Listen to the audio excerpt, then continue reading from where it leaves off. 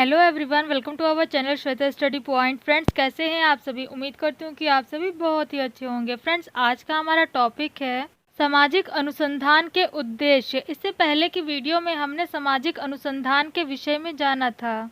आज की इस वीडियो में हम सामाजिक अनुसंधान के उद्देश्य के विषय में जानेंगे। फ्रेंड्स, ये सोशियोलॉजी का बहुत ही इम्पोर्टेंट टॉपिक है, तो वीडियो को पूरा देखिएगा, बिल्कुल भी स्किप मत करिएगा। चलिए बिना किसी देरी के जानते हैं सामाजिक अनुसंधान के उद्देश्य के विषय में। सामाजिक अनुसंधान के उद्देश्य को प्रमुख रूप से दो भागों में बांटा जा सकता है, जिसमें से पहला है सैद्धांतिक या फिर वैज्ञानिक उद्देश्य और दूसरा है उपयोगितावादी या फिर व्यवहारिक उद्देश्य। सामाजिक अनुसंधान को विभिन्न समाजशास्त्रियों ने परिभाषित किया है। ज़्यादातर समाजशास्त्रियों की परिभाषा से हमें यही पता चलता है कि उन्होंने सैद्धांतिक या फिर वैज्ञानिक उद्देश्य को ही सबसे ज़्यादा महत्वपूर्ण माना है, लेकिन यहाँ पर उन्होंने उपयोगितावादी या फिर व्यवहारिक उद्देश्य, जो कि सामाजिक अनुसंधान का दूसरा उद्देश्य है, इसको भी पूरी तरीके से नहीं नकारा है, वे इसे भी मानते हैं। आज की इस वीडियो में हम सामाजिक अनुसंधान के प्रथम उद्देश्य अर्थात सैद्धांतिक या फिर वैज्ञानिक उद्देश्य के विषय में जानेंगे।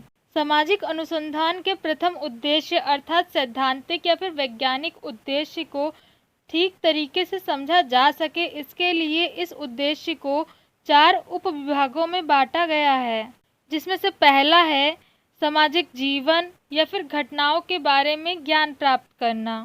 कहने का तात्पर्य यह है कि सामाजिक अनुसंधान का सैद्धांतिक उद्देश्य सामाजिक जीवन या फिर उनकी घटनाओं के बारे में विशुद्ध ज्ञान प्राप्त करना है। सरल शब्दों में कहें तो सामाजिक या फिर सांस्कृतिक परिस्थितियां कभी एक जैसी नहीं होती हैं, उनमें निरंतर परिवर्तन होता रहता है, वे परिवर्तित होती रहती हैं। अब क्योंकि परिस्थितियां एक जैसी नहीं रहेंगी तो जाहिर सी बात है कि उनके बारे में जो जानकारी एक समय पर इकट्ठा की गई है वो आगे चलकर जानकारी सही नहीं रहेगी, उसमें भी परिवर्तन आएगा। अब अगर घटना एक जैसी नहीं रहेगी तो उनसे प्राप्त जानकारियाँ भी एक जैसी नहीं रहेंगी, उसमें भी परिवर्तन आएगा। तो जाहिर सी बात है कि जो जानकारी हमने पहले इकट्ठा की थी वो आगे चलकर गलत हो जाएगी, उसमें सुधार करना पड़ेगा। तो यहाँ पर ठीक वही किया जाता है, जो पुरानी प्राप्त जानकारियाँ हैं, जिस किसी भी घटना के बारे में वो जानकारी इकट्ठा की गई है, उस घटना पर फिर से रिसर्च की जाती है, उसके बारे में फिर से जानकारियों को इकट्ठा किया जाता है और उसके बाद फिर जो पुरानी जानकारियाँ हैं उनकी पुनः परीक्षा करके, उनकी फिर से जांच करके उसके बाद फिर उसमें संशोधन किया जाता है, अथवा यह जानने का प्रयास किया जाता है कि जिस किसी भी घटना के बारे में हमने पहले जो जानकारी प्राप्त की थी वो जानकारी अभी इस समय पर सही है या फिर नहीं है। दूसरा पॉइंट है सामाजिक घटनाओं में पाए जाने वाले प्रकार्यात्मक संबंधों का ज्ञान। कोई भी सामाजिक घटना या फिर तथ्य प्रकार विहीन नहीं होता है।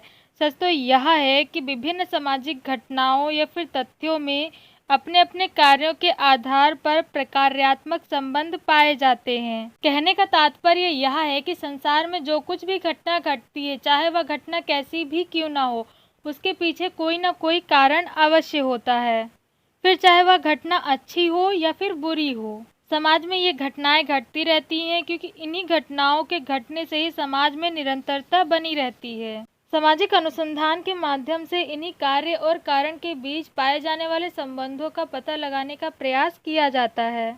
उदाहरण के लिए यदि हम घटना ले लें बाल अपराध, तो फिर यहाँ अनुसंधान के माध्यम से हम यह समझने का प्रयास करेंगे कि बाल अपराधी आखिर किस तरीके से बनते, क्या कारण होता है उनके पीछे जो बाल अपराध होते हैं।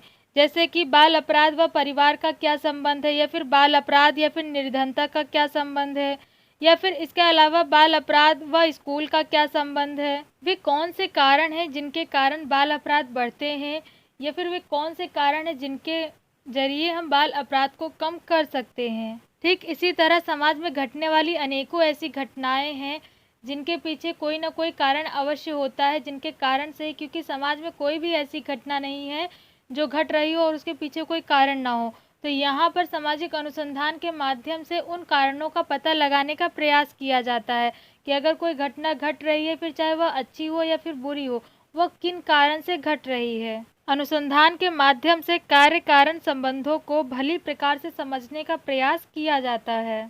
इसका तीसरा पॉइंट ये है प्रयोग सिद्ध तथ्यों के आधार पर वैज्ञानिक अवधारणाओं का निर्माण। सामाजिक अनुसंधानों का सैद्धांतिक उद्देश्य परिभाषिक शब्दों व अवधारणाओं का प्रमाणीकरण करना है, क्योंकि ऐसा होने पर ही सामाजिक विज्ञान की प्रगति संभव हो सकेगी। दूसरे शब्दों में कहें तो सामाजिक अनुसंधान के माध्यम से प्रयोग सिद्ध तथ्यों के आधार पर वैज्ञानिक अवधारणाओं का निर्माण करने का प्रयास किया जाता है। इसके अतिरिक्त पुरानी प्राप्त जानकारियों में नई जानकारियों के माध्यम से संशोधन का कार्य किया जाता है। सरल शब्दों में कहें तो सामाजिक अनुसंधान का एक उद्देश्य तटस्थ अर्थात प्रमाणिक या फिर प्रयोग सिद्ध तथ्यों के आधार पर वैज्ञानिक अवधारणाओं का निर्माण करना है, और जो पहले से ही अवधारणाएं दी गई हैं उनमें नई प्राप्त जानकारियों के द्वारा किसी भी प्रकार का संशोधन करना है, अर्थात सुधार करना है। इसका चौथा पॉइंट यह है कि सामाजिक घटनाओं अंतर्निहित स्वाभाविक नियमों को ढूंढ निकालना। कहने का तात्पर्य यह है कि सामाजिक घटनाएं भी प्राकृतिक घटनाओं की ही तरह स्वाभाविक नियमों द्वारा संचालित व नियमित होती हैं। दूसरे शब्दों में कहें तो जिस तरह प्राकृतिक घटनाएं कुछ स्वाभाविक नियमों द्वारा चलती हैं, संचालित होती हैं, ठीक उसी तरह समाज में घटने वाली घटनाएं भी कुछ स्वाभाविक नियमों द्वारा ही नियमित होती हैं, अर्थात घटती हैं। समाज में घटने वाली घटनाओं के पीछे जो नियम होते हैं, इन नियमों का व्यवस्थित पद्धतियों द्वारा पता लगाना ही अर्थात उन्हें ढूंढना भी सामाजिक अनुसंधान का एक सैद्धांतिक उद्देश्य है। फ्रेंड्स, यह थी जानकारी सामाजिक अनुसंधान के सैद्धांतिक उद्देश्य के विषय में। उम्मीद करती हूँ कि आपको मेरे द्वारा दी हुई यह जानकारी पसंद आई होगी। वीडियो में दी गई जानकारी कैसी लगी कमेंट करके जरूर बताएं। वीडियो अगर पसंद आया हो तो वीडियो को लाइक और शेयर जरूर करें। चैनल को सब्सक्राइब करना न भूलें और साथ ही साथ बेल आइकन को जरूर दबाएं, जिससे कि आपको मेरी लेटेस्ट वीडियो की अपडेट मिल सके।